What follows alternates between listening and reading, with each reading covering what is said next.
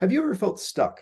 Well, today we're going to talk about getting unstuck through divergent or lateral thinking. If you've ever felt stuck in a mental rut and you need to shake up things and come up with new ideas, divergent thinking will help you come up with new solutions to problems in your business and in your life. Today, to help us discuss the importance of divergent thinking, is Octavia Drexler. Octavia is a content marketer and copywriter who's been at it since 2012. And as I mentioned before the recording, this is a topic that I know absolutely nothing about. So I'll be going into this with a beginner's mind as well. Octavia, very happy to have you on the interview today. Happy to be here. Thanks. Great. So the first question on my mind when I first heard about this, and I'm sure the first question for everyone else, is what is divergent thinking and how does it work? So divergent thinking is the process by which you find multiple solutions to a problem. Lateral thinking is the process by which you go through multiple ideas and find one solution. Divergent thinking means you find multiple solutions to a problem and then trim them down. I think that the terms are kind of, they are used interchangeably, largely. So this, I think it's just an academic, more of an academic thing, the difference between lateral and divergent thinking and how they play into creativity. Gotcha. And could you walk me through the process that you use? Um, I I don't have a process per se. I've been trying to actually narrow it down and see what I do when I do it. Usually it starts with research. This involves either reading a lot or watching customer interviews as I work in content and copywriting, watching videos on the topic, stuff like that. And then usually I take a break. It can be a fairly short break, like a lunch break, if I'm short on time, and kind of diverging, which is what looks like procrastination. But I know it isn't, because every single time, not every single time, but most of the times you find good ideas outside of the box of the topic you've been researching. So I'll usually go and listen to, stupid music or, I don't know, watch something that stirs my curiosity or that kind of stuff. And then I try to look very deeply and connect the ideas, which is the third phase, which is convergent thinking, where you kind of bring it all together and focus on one connection, kind of one highway. Gotcha. So I know as like with my background in copywriting, that was something that I've heard explained in different ways over the years, like Gary Halbert or Gary Bencivenga, two very famous Garys in the copywriting world, or two famous copywriters in the Gary world, depending on how you look at it. They both have said something similar, where you want to dive deep into a subject, read as much as you can, absorb as much as you can, and then just forget about it. And Yeah, Halbert, that's the that's way he put it part. was like you want it to like bubble up inside you. Yeah, you let it fester, if you want to put it like, in gory terms, or um going back to the goulash comparison I was making, you let it simmer. You Yes, have the ingredients, you let it simmer. um yeah, I love that. the sad fact is that, well, sad, it's not sad, but good ideas do take a bit of time. You do have to take that time off, sort of, to um, Absolutely. boil through the ideas and the research. Mhm. And so once somebody's gone through this process where you do the research, then you diverge, you let it simmer, going back to the goulash, and then you converge and you come into a single idea. How does this process really benefit people who are into marketing, copywriting, and entrepreneurship?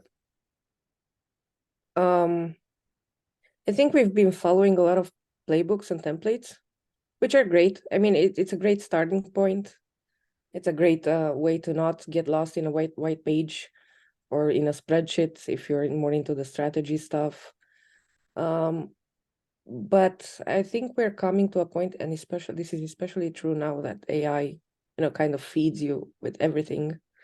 well, you feed it with everything and it kind of spills out more or less similar stuff. Mhm. I think it's important for not just marketers or creatives or I don't know, copywriters or artistic types. I think it's important for everybody to understand that we need to get out of the box and we need to not kill the templates, but understand that they are just blueprints. They're not the actual meat of the. We keep going back to food. uh, they're not the actual meat of what you do, and that's true for when you're a business owner, even finance. I mean, even the so-called boring or dullest parts of business, you still need to find creative solutions. And if you get stuck in a pattern or a template, everybody will keep doing the same thing and it will stop working. It's a really good way to put it. And just as finance as an example, I was like really, really into finance, personal finance at least, for a number of years. And like to your analogy, I was going through and I learned everything that I possibly could. And I had read about, all the boring stuff, like how do you save money? What are you invested in? How does asset allocation work? How do you worry about taxes? Yada, yada, yada, yada. I'll stop before I put anyone to sleep. But what I learned was that all of those were nice, but they were like tools, but they weren't the real strategy, that Exactly. something that only I could do because it was like our lifestyle. And Yeah. that's where we started doing some more unconventional things, where instead of, like, for example, if you want to reduce your expenses, well, there's kind of the standard chat GPT stuff where it's like, cancel Netflix or create a shopping list. But what we found was a huge one was doing house sitting. So we had a 4-year period where we would just house sit in other people's homes and we wouldn't pay rent. And that had a much bigger impact than what you would find in that kind of standardized thinking Yeah, of. exactly. So yeah. Yeah, you do need creativity, but unfortunately, we don't foster creativity in education Oh yeah. because the global education system, and I'm not talking about just Eastern Europe or just the US, generally it's built to teach you how to work in a factory, follow instructions, do the same thing over and over and over again. You're not taught to think creatively or think critically, which is extremely important with all the internet going on around us and all the fake news and all the information overwhelming you on a daily basis. So yeah, it all comes down to that, I think. I agree, especially in the information age that we're at right now. The skill of critical thinking, or just thinking in general, is becoming that much Yeah. more important. It's like if you work in a factory and you're doing the same thing over and over and over, you probably don't need to worry about critical thinking as much. But in these days, we're just overwhelmed. I think the line I heard recently was, we're binging on information, but we're starving for knowledge. Yeah, And exactly. something that we can work on. Can you Yeah. describe a situation where divergent thinking has led to a solution to a specific business problem? Oh, I think all the major businesses, like the big ones, the ones we look up to, are kind of born out of divergent thinking, or at least have embedded some sort of solutions they found through divergent thinking. Everybody wants to be the Airbnb of whatever, the Uber of whatever, the Apple of whatever, which is like the ultimate, like that's the big boss. In gaming, Apple is like the big boss. That's what you want to beat. Um, but we keep looking at the shell of how these businesses were built, and again, we're missing the kind of content, the actual meat and bones of the how they were made, which is Steve Jobs took courses in calligraphy to which was completely unrelated to what he was doing, but it ended up feeding him information and ideas for Apple, which is Airbnb thought, they saw a problem and they kind of reinvented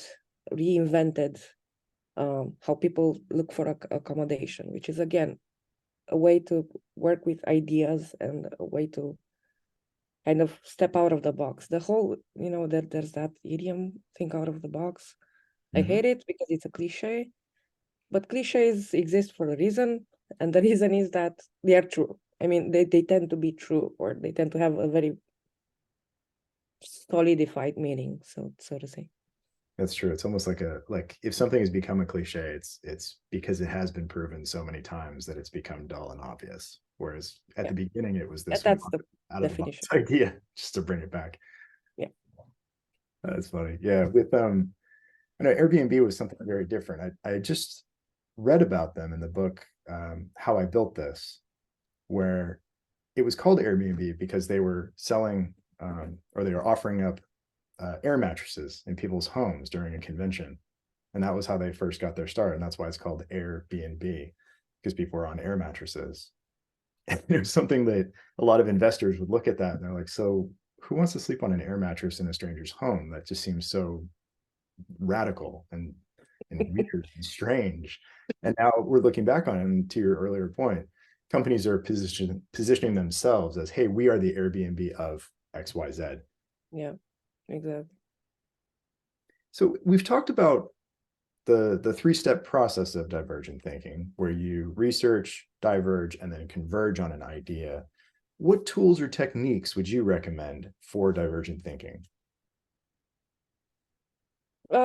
Some sort of note-taking system. It can be a notebook. I find that my notes are pretty random. Like they look like this, doodles included. Nice.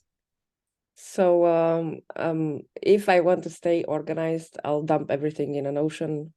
I have different Notion pages. I kind of just send everything I want to read or ideas or um, stuff like that. I'll just send them to a designated space in Notion where they mostly die, and that's where ideas go to die. But, I found that, maybe if I'm lacking any kind of idea, or if I scroll through everything I've taken note of, maybe I can find something. So that's one tool. But other So people have other systems, notebooks, Word documents. I mean, Google Doc. Not, I don't think. I mean, I know people who still use Word, but Google Docs. Um, I think there are fancier tools out there, but Notion is free. there you go. Um, and it allows you to tag and create databases and work with them and combine them and so on and so forth. So that's why I like it. I know a lot of other people have mentioned Obsidian as well as a way that you can. Obsidian, yeah. I was missing I think Ryan Love from, well, he's not at Animals anymore. He's at Ahrefs, I think it is now. Yes. He uses, that's what I heard it the first time. It's a bit complicated for me. I'm not a very technical person, but yeah. Yeah, I find when it comes to capturing ideas, I've I've used a lot of different tools over the years. Trello was my go-to for a long time. I still Yeah. use Google Docs for like brainstorming just to get some ideas out. But I found that what seems to be working well for me now is Google Tables, which is it's still in beta at the moment, but it's kind of like Airtables. So it's just think of it as like Oh, okay. a spreadsheet, but you can put in data in a more like robust way. So what I'll Yeah. do is I create just a little form for myself. So if I have an idea for a post or like a business idea, I mean, I can just fill out the form and I've created constraints for myself. So it's like, okay, what's the idea? What is the engagement that I would expect from this idea? Like, is it so niche that nobody cares, or is it like more of a mass market? And then the next one is how would I rank that on the ease that I could write it? Is it something that I know? Is it something that I'm interested in? Or is it something that might be more of a slog? And then all of that just gets automatically prioritized in my content list. And it's really helped me because the ideas go That's there and a lot of them do die, but they die at the very bottom of this deprioritized list. So I yeah. don't have to worry about like murdering my Okay. darling. Okay, makes sense. It's a far more organized system than I have, so um I am good with organizing things, just not my things, other people's things. Yeah. I can always organize other people's things. That's so true, just in life in general. It's like, why is it I can Right. solve everyone else's problems but my own? Yeah, exactly. I can be a therapist for everybody except myself. There you go. So in with the lens of divergent thinking, what is the one thing that most people think is useful, but they could actually skip entirely? I want to say sleep. No, not sleep. um, Brainstorming meetings, I Mm, think that would be it. Um, I love brainstorming and I love, communicating with other people and finding ideas. But I find that most of the times they're just meetings with higher expectations. Like somebody pushes the play button and they expect ideas to just pour out of people just like that. And it doesn't, it doesn't work like that. yeah, I think there's I'm not a sure. There are a lot of things I probably find not useful per se, but this would be one of them. mhm. I think there's a subtlety to it because I know some people that are they swear by brainstorming sessions. They say that this is exactly how it works, and then there are other people that are like, no, it doesn't. I've noticed in my career, I don't do this anymore, but when I was a consultant, we would have to prioritize ideas. And what I found was that a brainstorming session works really, really well if it's asynchronous. Like you can't just have 10 people in a room together throwing out a Yeah, bunch. exactly. Or if it's led by exceptional people who are creatives themselves and can know how to push the triggers, the necessary triggers. But even then it's a hit or miss because maybe I have a tummy ache today and maybe my workmate, I don't know, their dog isn't feeling good and they're not thinking about the brainstorming session. But yeah. Mhm. So, with that in mind, what should someone do in the next 24 hours to get started with divergent thinking? um Go down a rabbit hole, like find something you're genuinely curious about and learn about it. I tend to learn very random stuff, a lot. A lot of it goes into the trash bin of my brain. Um, but sometimes I find that they come back when you least expect it, and they help you make a connection. So just go down a Wikipedia um, page, feed the curiosity monsters in your brain. There are multiple types of curiosity. Find something that brings you joy, or something that helps you solve a solution solve a problem you have right now. But most importantly, don't do it for work, Mhm. because when you're set up to do something for work, it's like we're circling back to the idea. It's like you're putting yourself in a box, and um, there's no air in the box. Get out of the box. Learn how, I don't know, erasers are made. I don't know. That's so true. That is so true. And I could definitely see the benefit of, I mean, basically, in a way, it's just if you take a break, just walk away from it, go Yeah, learn, or and then you can, literally take a walk or do your dishes. I don't know. I find some of my best ideas that happen when I do the dishes. that's a really good question. I think we should ask more people is where do you get your best ideas? Because for me, it's going on a run. If it's doing dishes, other people, it might be in the shower. But I Yeah. don't think I've ever heard somebody say, yeah, I get my best ideas when I'm thinking intently about what I'm trying to do. Now that you mentioned it. Okay. Everybody, I mean, you do you, I guess. Yeah. For me, it's probably doing certain mindless activities like doing the dishes, house cleaning, folding clothes, maybe listening to some sort of podcast in the background. But that's a bit annoying because I never get to actually take notes. So then I have to go back and spend time on thinking what was that person saying in that podcast. And But yeah, I think doing mindless stuff in general. Nice. Hopefully I'll start gardening soon, so we'll see. Maybe that helps me plant new ideas. I don't know. I'm trying to pull off a metaphor here. It's not working very well. It's all right. It's all going to go in the pot eventually, and then we'll let it simmer, and later on we'll come back to it. Nice.